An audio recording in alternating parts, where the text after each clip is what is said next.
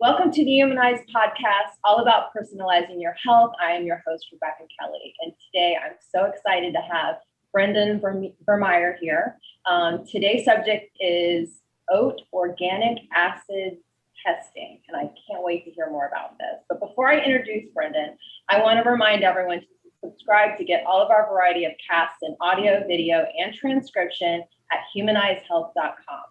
And I'd also like to thank our lead sponsor, Village Green Apothecary at myvillagegreen.com. Before we get started and talk to Brendan, we also want to find out a little bit more about him. He is a functional medicine consultant, clinical researcher, board certified holistic health practitioner, master nutrition coach, long list, I'm going to keep on going, master personal trainer, USAW sports performance coach, and CrossFit certified trainer. Whew, lots of education there. Brendan is regarded as one of the top leading experts in metabolic health and holistic education. He is the proud owner of the Metabolic Solutions Institute, dedicated to educating health professionals and clinicians with cutting-edge strategies to best serve their clients and patients. Thank you so much for being here, Brendan.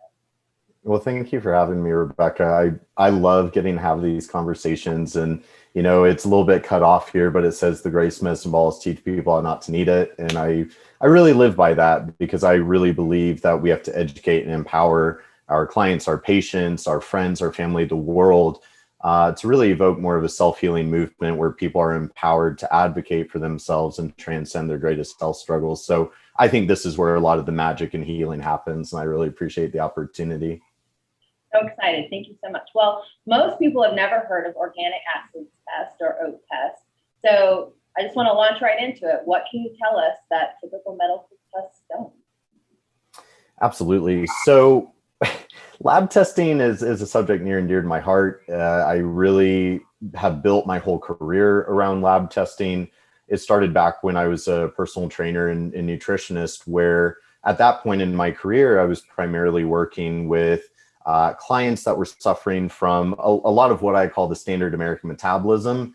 So good old Uncle Sam. And that really is composed of a lot of the typical metabolic dysfunctions, such as insulin resistance and type 2 diabetes, non-alcoholic fatty liver disease, usually like a subclinical hypothyroid, kind of a sluggish thyroid, HPA axis dysfunction, leaky gut, a dysbiotic microbiome. The list goes on and on and on. And it is a very standard American metabolic sort of milieu, this chronic metabolic dysfunction that creates this low-grade meta-inflammation that people are kind of quite literally cooking in their bodies long-term. And that's really where we see the rise of all of these chronic conditions and comorbidities. And so with lab testing, a lot of the clients I was working with at the time, early in my career, what's your goal? Why are you here? Well, I want to lose weight. Okay. Do you also want to feel better? Well, sure. I think I'll feel better when I lose weight.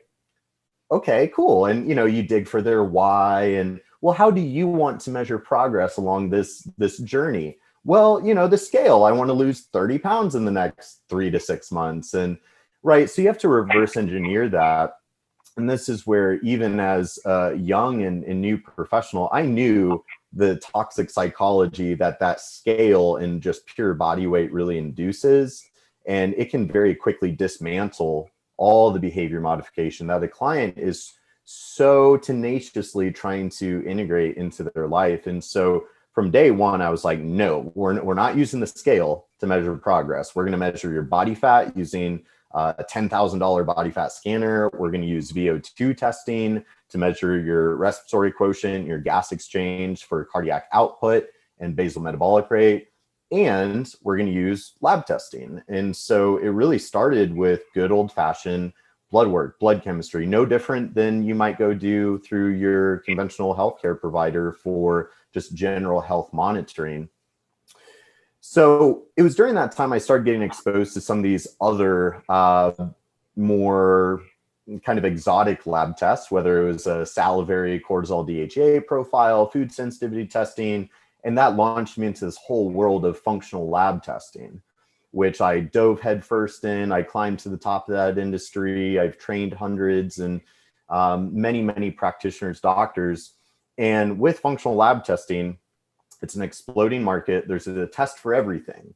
Now, I think it's really important before we get into organic acids to understand that a lot of these functional lab tests, they really don't have a lot of clinical significance established behind it. A lot of them are experimental tests. A lot of them don't actually have established efficacy. And of course, if these tests were really that great or that clinically effective, why are they not being used in mainstream conventional healthcare? Is it that it's the best new thing and it just hasn't integrated or gotten adopted into conventional healthcare? Or is it because, hey, it doesn't have clinical significance, so why would we use it as a clinical tool?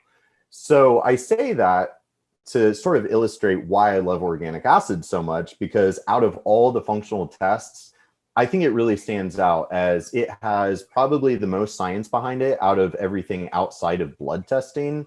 It has much more established science, clinical significance, and it can really elucidate some of these underlying metabolic hidden stressors that can contribute to the metabolic dysfunction that we experience as our symptoms, our health complaints, and maybe even different diagnostic labels that we've been given and diagnosed with.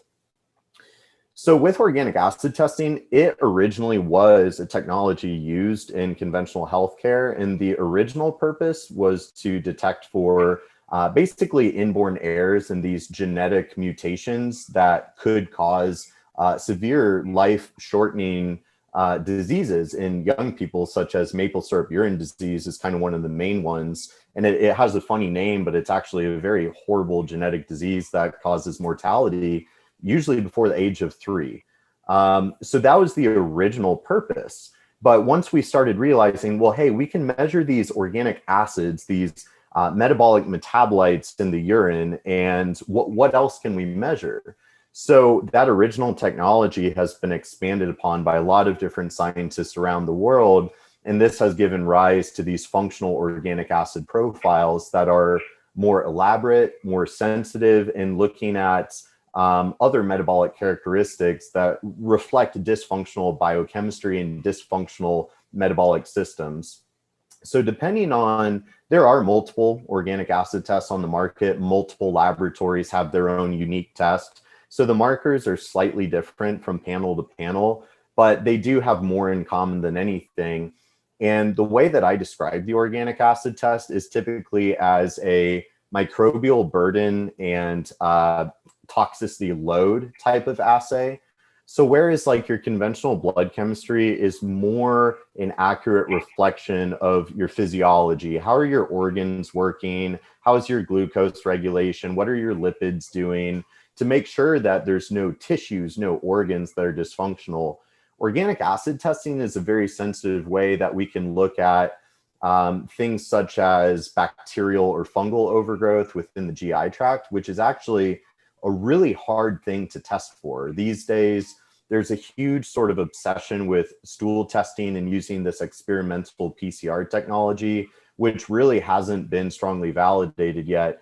But a lot of these different bacterial or fungal pathogens, potentially, or commensal microbes that live in our microbiome, well, they produce and release a lot of these metabolites that then we can measure the quantity of those metabolites in the urine. And so this actually gives us a lot of insight into, does this client or patient have some sort of basically microbe or bug overgrowth that might be contributing to their health dysfunction? So that's probably one of the most valuable aspects of the organic acid test. But there are a lot of things that we can measure in the urine that we really can't get that information elsewhere, such as our neurotransmitters. So when it comes to our brain hormones and brain chemicals, those neurotransmitters, you can't measure what's going on in the central nervous system. The best thing that we have is looking at the breakdown products of these neurotransmitters that we can measure in the urine through organic acid testing.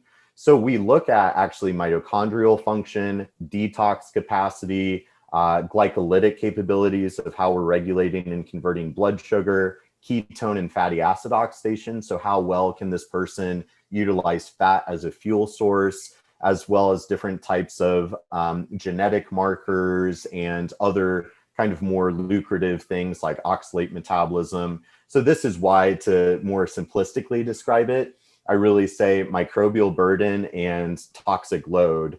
And when you look at a lot of the common characteristics of some of these different pathophysiologies, whether it's IBS and IBD, gastrointestinal issues, mental health disorders, depression, anxiety, neurodegeneration, or even it's something like autoimmune or chronic fatigue or fibromyalgia, the OAT test really does identify some of those hidden root causes that we can't really effectively measure on anything else. So it is a test that I've used abundantly in my practice. I've created courses around it and trained doctors around the country and the world on how to implement the organic acid test into their practice.